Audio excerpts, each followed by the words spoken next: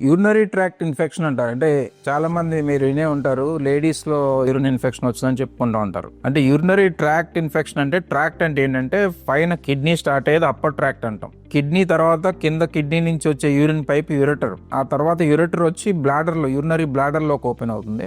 Urinary bladder నుంచి మూత్రం విసర్జించడానికి ఉపయోగపడే పైప్ ని యురెత్రా అంటాం. సో పైన కిడ్నీ నుంచి కిడ్నీ, యూరెటరు, బ్లాడరు, యురెత్రా ఈ మొత్తాన్ని యూరినరీ ట్రాక్ట్ అంటాం. ఆ పార్ట్ ని బట్టి, అంటే యురెత్రాలో ఇన్ఫెక్షన్ వస్తే దాన్ని యురెథ్రైటిస్ అంటాం. యూరినరీ బ్లాడర్ లో వస్తే దాన్ని సిస్టైటిస్ అంటాం. అదే కిడ్నీస్ లో ఇన్ఫెక్షన్ వస్తే దాన్ని పైలోనెఫ్రైటిస్ అంటాం. అట్లా వేరియస్ టెర్మినాలజీస్ ఉంటాయి. సో ఎక్కడ ఇన్ఫెక్షన్ వస్తే ఎలా ఉంటుంది అంటే, యురెథ్రైటిస్ అనేది వచ్చినప్పుడు ఓన్లీ యూరిన్ పాస్ చేసేటప్పుడు బర్నింగ్ ఒకటే ఉండొచ్చు. అదే మనకి సిస్టైటిస్ అంటే యూరినరీ బ్లాడర్ లో అనుకోండి ఇన్ఫెక్షన్ వచ్చినప్పుడు పొత్తికడుపులో నొప్పి రావటం కానీ, తరచుగా యూరిన్ కి వెళ్ళటం కానీ, లేకపోతే యూరిన్ కి వెళ్ళినప్పుడు యూరిన్ లో కొంచెం బ్లడ్ కనపడటం కానీ, ఇలాంటివన్నీ కూడా మనం సిస్టైటిస్ లో చూస్తాం. ప్రాపర్ కిడ్నీలో ఇన్ఫెక్షన్ వచ్చినప్పుడు దాన్ని పైలోనెఫ్రైటిస్ అంటాం. దాని లక్షణాలు ఎలా ఉంటాయంటే, బాగా డొక్కలో నొప్పి రావటం, సివియర్ గా చలి జ్వరం రావటం, యూరిన్ కి వెళ్ళినప్పుడు మంట రావటం, వామిటింగ్స్ అవటం, ఇలాంటివన్నీ కూడా కిడ్నీ ఇన్ఫెక్షన్ వచ్చినప్పుడు పైలోనెఫ్రైటిస్ లో ఇవన్నీ చూస్తాం. వీటన్నిటిలో కూడా పైలోనెఫ్రైటిస్ కిడ్నీలో వచ్చే ఇన్ఫెక్షన్ డేంజరస్. ఎందుకంటే ఆ ఇన్ఫెక్షన్ అక్కడ నుంచి టాక్సిన్స్ బ్లడ్ లోకి వెళ్తే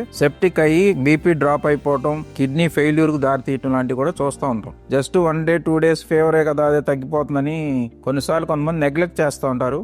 ఎస్పెషల్లీ డయాబెటిక్ పేషెంట్స్ లో 55-60 years అబోవ్ ఉన్న పేషెంట్స్, లేడీస్ లో ఎక్కువగా మనం ఇన్ఫెక్షన్స్ చూస్తూ ఉంటాం. డయాబెటీస్ లో షుగర్ కంట్రోల్ లేనప్పుడు ఇట్లా పైలోనెఫ్రైటిస్ ఇన్ఫెక్షన్ కామన్ గా చూస్తూ ఉంటాం. అలాగే డయాబెటీస్ లో బాగా సివియర్ ఫార్మ్ ఆఫ్ పైలోనెఫ్రైటిస్ అంటే కిడ్నీలో గ్యాస్ వస్తుంది, దాన్ని ఎంఫెస్మాటిస్ పైలోనెఫ్రైటిస్ అంటాం. అది వస్తే ఇంకా సివియర్ అనమాట. సో అలాంటి సందర్భాల్లో కిడ్నీలో అవసరమైతే స్టెంట్ వేసి డ్రైన్ చేయాల్సిన అవసరం కూడా వస్తుంది. ఇవన్నీ కూడా మనకి ఒక అవేర్నెస్ ఉంటే వెంటనే మనం డాక్టర్ దగ్గరికి వెళ్ళాలి, టెస్ట్ చేయించుకోవాలనేది తెలుస్తుంది. సో ఇలా యూరినరీ ట్రాక్ట్ ఇన్ఫెక్షన్ వచ్చినప్పుడు ఫస్ట్ చేయాల్సింది యూరిన్ శాంపుల్ టెస్ట్ ఇవ్వాలి. యూరిన్ అనాలిసిస్ అంటాం. అది చేస్తే యూరిన్ లో పస్సల్స్ ఉన్నాయా, ఏ మోతాదులో ఉన్నాయి, తర్వాత యూరిన్ కల్చర్ టెస్ట్ ఇస్తే ఏ బ్యాక్టీరియా వల్ల ఇన్ఫెక్షన్ వచ్చింది, ఏ మెడిసిన్ మనకు పనిచేస్తుంది అనేది తెలుస్తుంది. దాని వలన ట్రీట్మెంట్ ఈజీ అవుతుంది. పైలోనెఫ్రైటిస్ అయితే కనుక సివియర్ ఫామ్ కాబట్టి దాన్ని టాబ్లెట్స్ కాకుండా ఇంజెక్టబుల్స్, యాంటీబయాటిక్స్ ఇంజెక్షన్స్ వాడాలి. మినిమం 1 week వాడి ఫీవర్ తగ్గాక ఇంకో 1 or 2 weeks టాబ్లెట్స్ వాడాల్సిన పరిస్థితి ఉంటుంది. సో చాలా సందర్భాల్లో